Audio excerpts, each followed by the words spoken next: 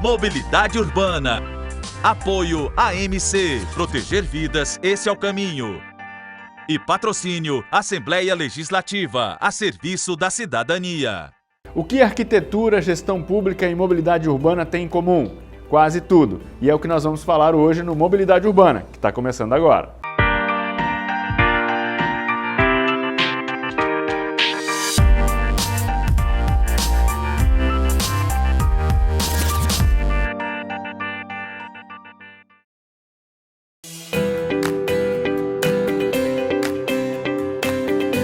Entre os anos de 2008 e 2018, o Brasil registrou um aumento de 28 milhões de carros e 13 milhões de motos. O Nordeste teve o maior aumento percentual, com 170%. Com o maior número de veículos, vem também um aumento dos acidentes de trânsito. No Brasil, a cada 60 minutos, em média, pelo menos 5 pessoas morrem vítimas de acidentes de trânsito, segundo pesquisa do Conselho Federal de Medicina. Com a pandemia, o número de motos em circulação aumentou para atender os serviços de delivery. E no trânsito, os motociclistas estão entre os mais vulneráveis no caso de acidentes. Um estudo da Associação Brasileira de Medicina e Tráfego já mostra o quão grande se tornou esse problema. Motos já representam mais de 50% dos acidentes graves no Brasil. A prevenção, a informação e a mudança de cultura no trânsito são as bases da transformação dessa dura realidade. E para falar sobre a conexão entre essas áreas, nós vamos conversar hoje com Valdo Figueiredo, que é arquiteto e urbanista. Mas antes, vamos conferir uma matéria que o Ilan Gugel preparou com exclusividade para a gente. Onde é que você anda, Ilan? Você que dirige, acompanha o desgaste da parte mecânica do seu carro? Está sempre dando uma olhada para se assegurar de que tudo está indo bem? Sabe dirigir da maneira correta, sem ter vícios que podem causar algum acidente? Bom, talvez essas tenham sido muitas perguntas sem sentido para você, mas saiba que elas são de suma importância quando o quesito é direção defensiva. É verdade, viu? O trânsito não é e nem nunca foi tão somente o ir e vir dos carros. Existem muito mais aspectos que estão ali envolvidos e é preciso cuidar de todos eles. E quem vai nos apresentar tudo isso é o George. Esse cara é um expert na direção. Sabe como ninguém quais os cuidados que se precisa ter para se manter seguro na pista e vai ensinar pra gente boas dicas práticas para se ter cuidado em cima das 4 rodas.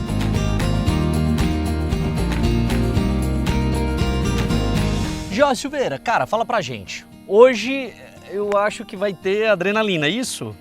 Vamos botar uma pitadinha de adrenalina hoje, hein? Bora. Faz tempo aí que não rola, né? A gente vai colocar um pouquinho de adrenalina pro pessoal ver, mas com muita responsabilidade aí, pro pessoal ver um pouquinho das técnicas de direção defensiva. Legal, legal, a gente está falando sobre isso. Eu acho super bacana a gente estar trazendo esse assunto aqui para o nosso programa Mobilidade Urbana, que as pessoas precisam entender primeiro, e acaba sendo essa a primeira pergunta, o que é uma direção defensiva, Jorge? O conceito da direção defensiva é o condutor dirigir por ele e pelos outros, popularmente conhecido, né? Independente do erro do outro condutor, que você esteja preparado para corrigir na hora certa.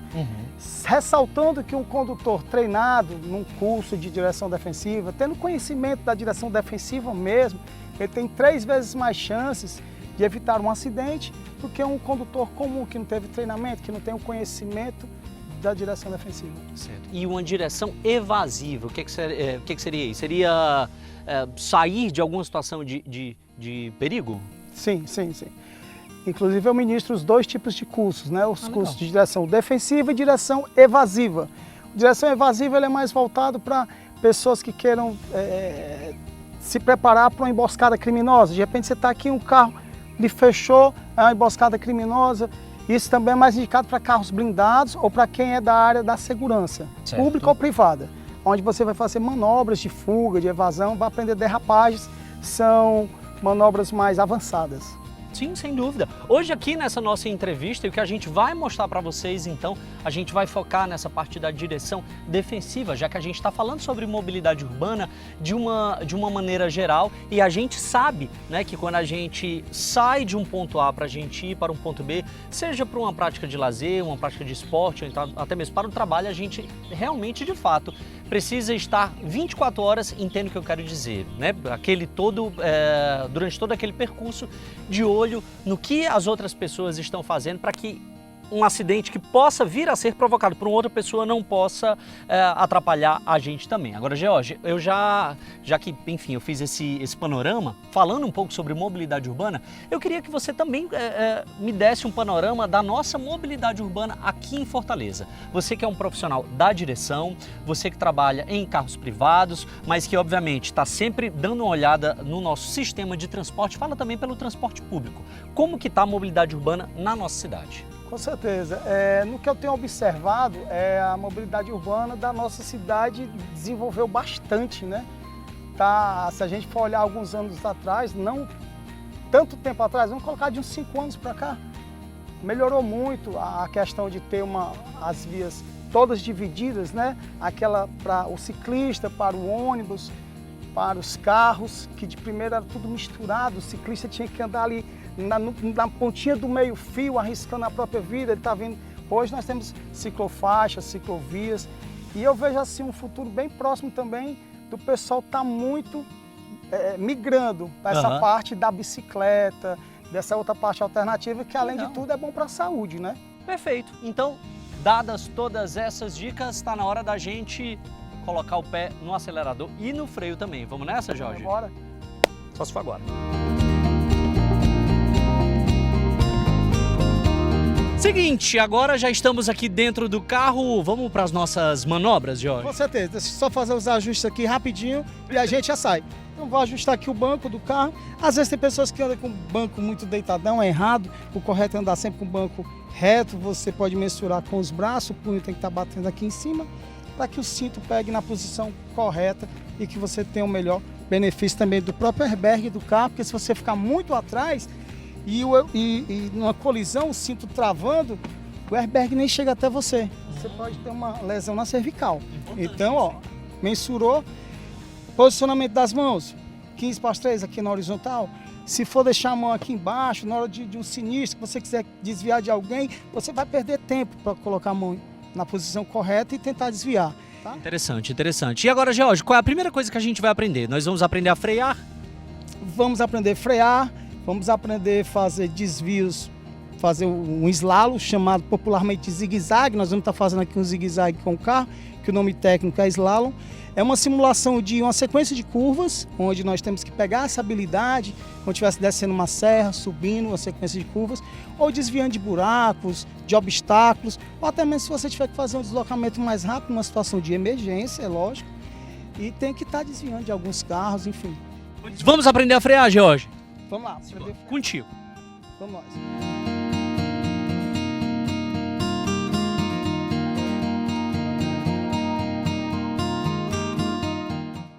Eu vou até, inclusive, dessa vez segurar aqui para ver se eu consigo, porque aquilo que você falou naquela nossa entrevista, quando a gente fez ali em pé, isso é verdade. A gente sente, então, aqui a gravidade atuando, então o microfone, então, aqui ficou com 50 quilos, tá?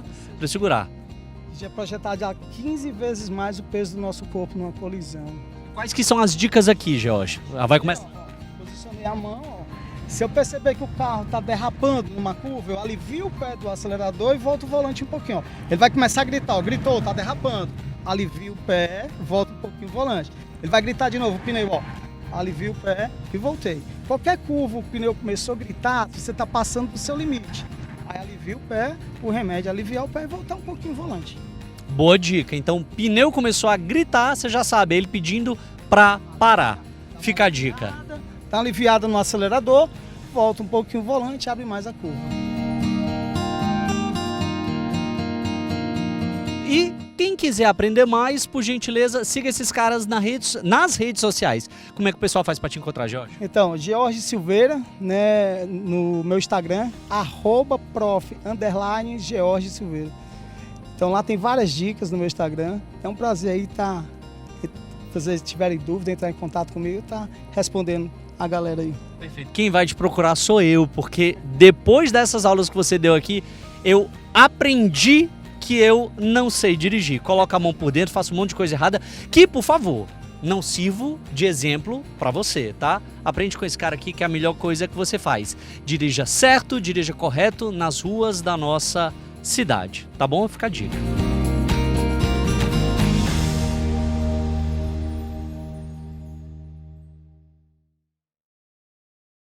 E agora a gente faz uma rápida parada, mas daqui a pouquinho nós voltamos com o Valdo Figueiredo. É rapidinho, a gente volta já.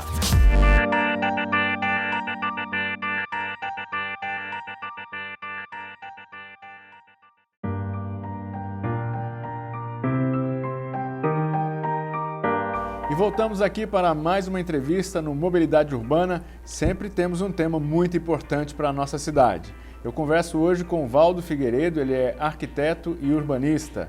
Valdo, muito prazer, seja bem-vindo aqui ao nosso programa, tudo bem? Tudo bem, Márcio. Bom, vou começar te provocando aqui, Valdo. Quais são os impactos da mobilidade urbana na arquitetura e os impactos da arquitetura na mobilidade urbana?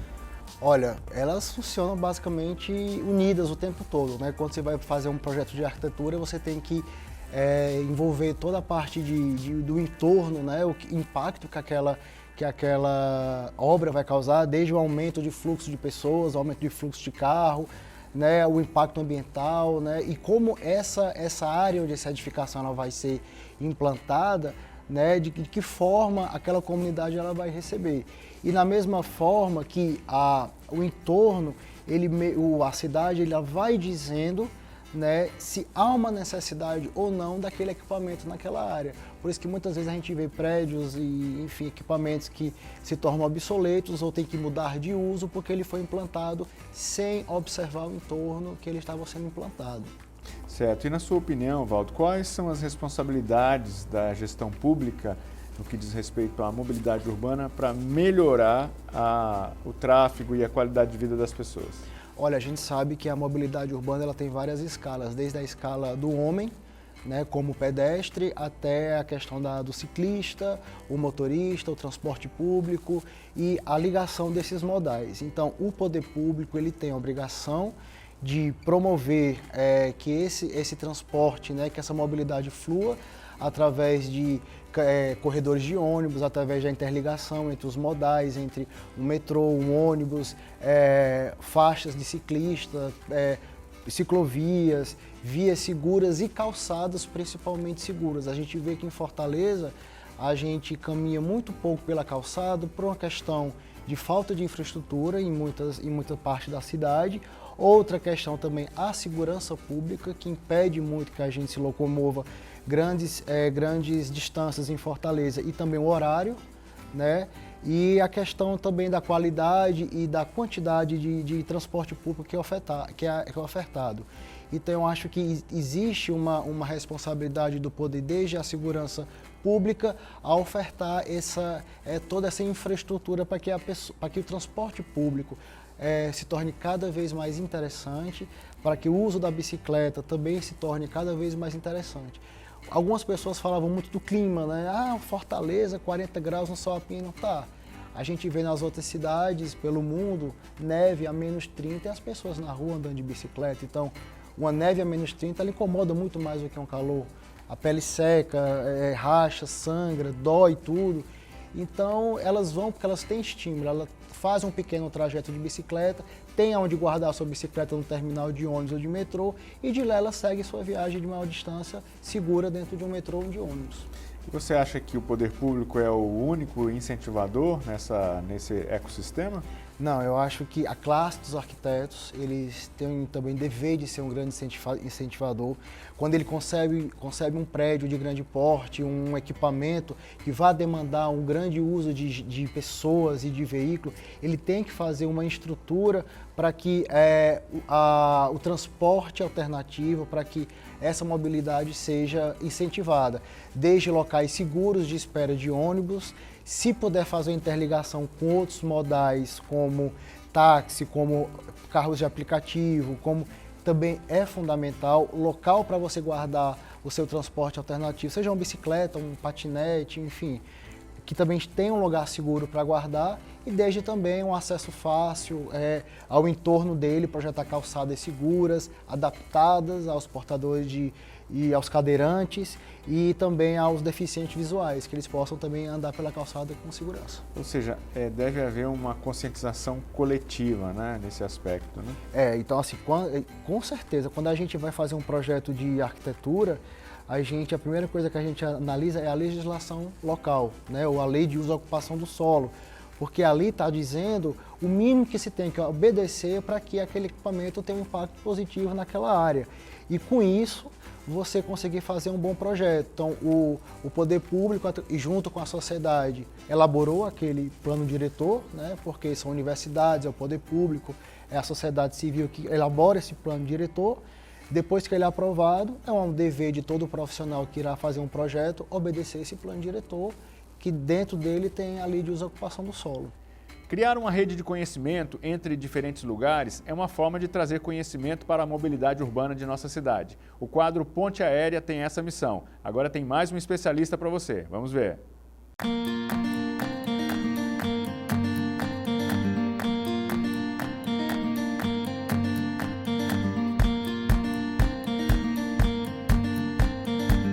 Olá, meu nome é Ezequiel Dantas, eu sou assessor técnico de dados em segurança viária para a América Latina da Vital Strategies e hoje a gente vai conversar sobre segurança no trânsito.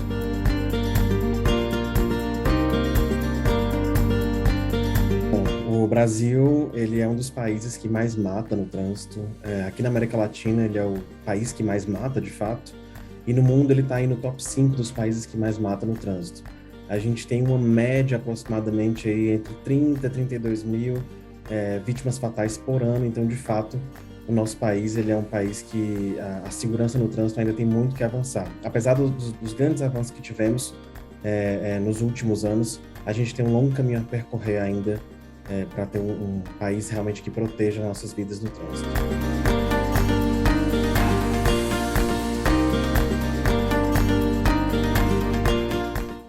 De fato, um dos principais impactos que as mortes e lesões no trânsito elas geram não só no nosso país, mas enfim, no mundo todo, é um impacto muito contundente no sistema de saúde pública. E a gente está falando aqui de todos os aspectos do sistema, né? Tanto a parte do socorro com as ambulâncias, mas também a primeira recepção, a primeira entrada ali nas unidades básicas de saúde, também nas internações hospitalares. Então, há um impacto muito contundente no sistema de saúde pública e é sempre importante a gente lembrar que quando a gente fala de mortes e lesões graves no trânsito, a gente está falando de fatos que são preveníveis. Então esse impacto todo ele poderia ser prevenido com uma série de estratégias em fiscalização, em desenho urbano, enfim, uma série de estratégias de forma integrada para garantir que a gente não tenha esse impacto tão contundente no nosso sistema de saúde. E isso gera um custo também. Além do impacto no sistema de saúde, existe um impacto econômico também. Em Fortaleza, por exemplo, no ano de 2020, isso são dados do relatório anual de segurança viária da cidade, a gente tem aí uma estimativa de aproximadamente 500 milhões de reais que foram gastos só olhando os acidentes de trânsito, né? Então, os sinistros, na verdade. Hoje em dia a gente não fala mais acidente, justamente para não dar essa percepção de que é algo ao acaso, e sim de que é um sinistro prevenível, né? Então, os sinistros com vítimas feridas, com vítimas fatais, estima-se que o custo disso só em Fortaleza foi de aproximadamente 500 milhões de reais só para o ano de 2020, por exemplo. Se a gente pegar, por exemplo, os anos entre 2007 e 2018 no Brasil, aproximadamente 10, 11 anos, os custos com sinistros de trânsito no nosso país inteiro é da ordem de aproximadamente 1,5 trilhões de reais. Claro, isso é uma estimativa baseada no estudo que foi realizado pelo IPEA, mas isso dá para a gente uma noção da grandiosidade desse problema que a gente tem que enfrentar.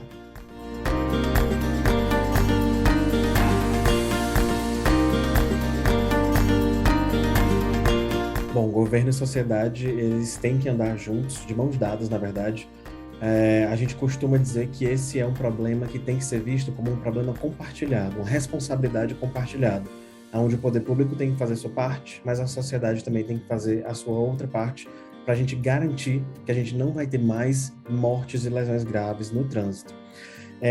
A forma de combater isso, principalmente o foco das ações devem ser em combater os principais fatores de risco.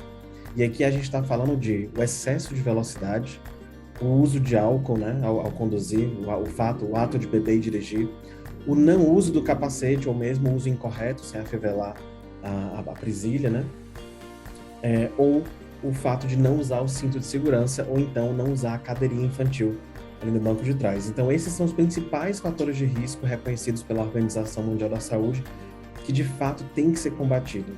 E o método para combater isso é com ações integradas em fiscalização, comunicação e desenho urbano, todas elas orientadas, claro, por um bom sistema, um forte sistema de vigilância, ou seja, um sistema de dados que indique qual ponto crítico tratar, o perfil epidemiológico das pessoas que as campanhas de mídia de massa devem atingir, os principais horários que a fiscalização deve atuar. Então, tudo isso tem que ter uma ação aí integrada.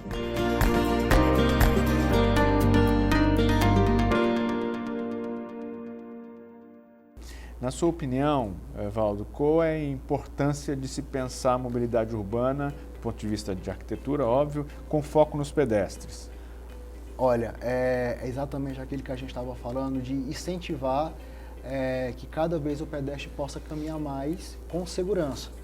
Então, eu vou dar um exemplo que, graças a Deus, está mudando nos grandes centros. Nós tínhamos muros, fachadas em penas cegas, calçadas estreitas, e você caminhava, às vezes, 2, 3, 4 quarteirões, vendo o muro de um lado, se sentindo inseguro, porque você não estava num ambiente agradável, né? E à noite muito escuro, muito deserto.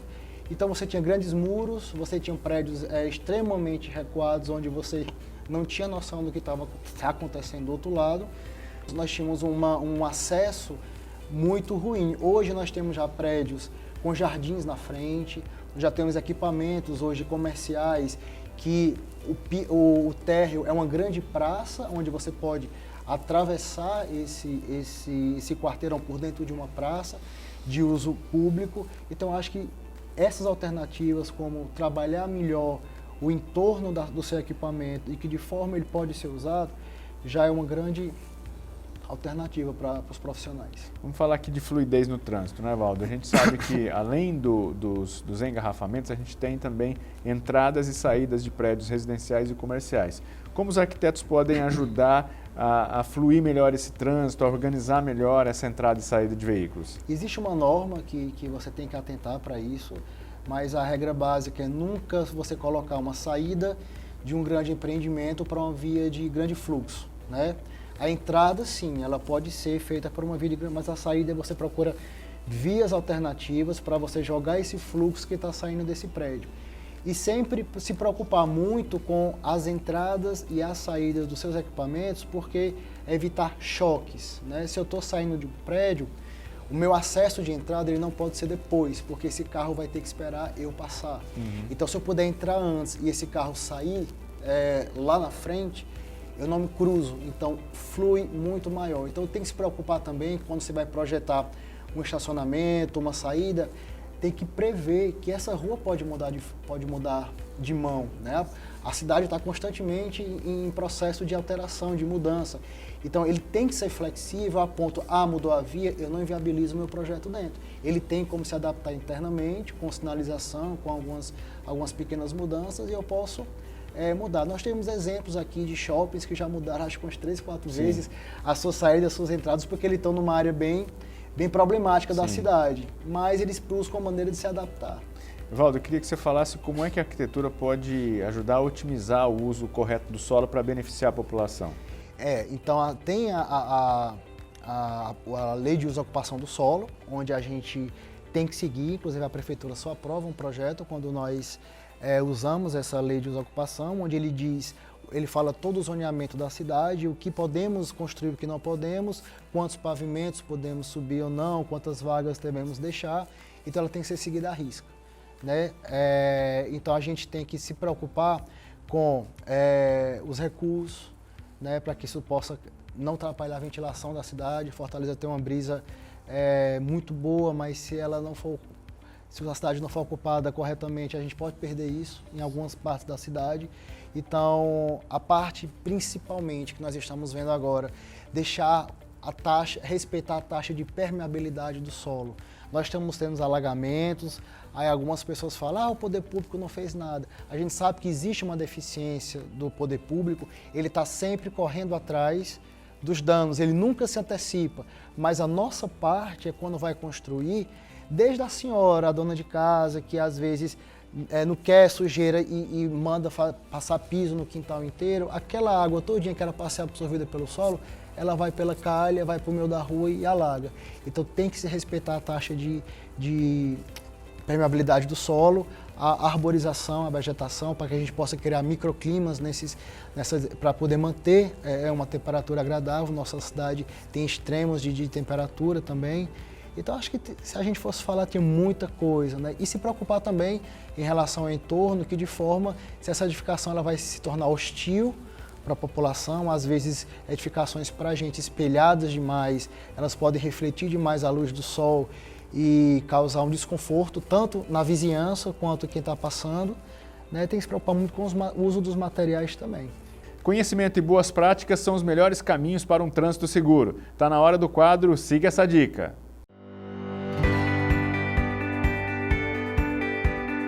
Olá pessoal, sou Ricardo Silva, sou professor de legislação de trânsito. Muitos perguntam se é permitido utilizar o celular quando o semáforo está vermelho. A resposta é não.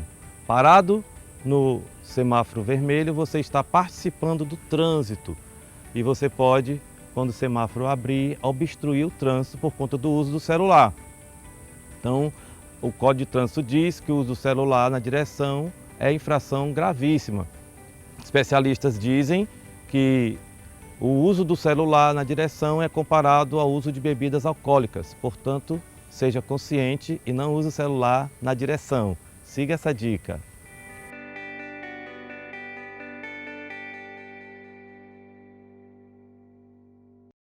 Para a gente finalizar rapidinho aqui, eu queria que você falasse, existe algum exemplo que você gosta que poderia ser trazido para a nossa cidade? Existe um prédio ali na Desembargador Moreira, ao lado do hospital militar, que ele é um exemplo positivo porque ele elevou toda a parte privada, né, a partir de um pilotis, e esse uso abaixo é uma grande praça, onde eu tenho comércios, tenho restaurantes, barbearias, padarias, e as pessoas podem permear por esse quarteirão. Muito arborizado, com espelho d'água, ajuda a diminuir um pouco a sensação de calor, é de uso público, né? Então você passa ali 10 horas da noite, não é um prédio comercial todo fechado que está tudo isolado. Tem pessoas circulando, tem vida. Então acho que esse é um exemplo muito positivo para a iniciativa privada replicar. Ok.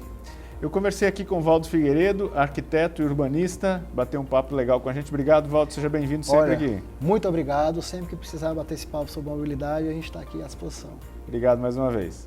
Terminamos aqui mais um programa, muito obrigado pela sua companhia. O Mobilidade Urbana volta no próximo episódio e eu espero você. Até lá, tchau, tchau.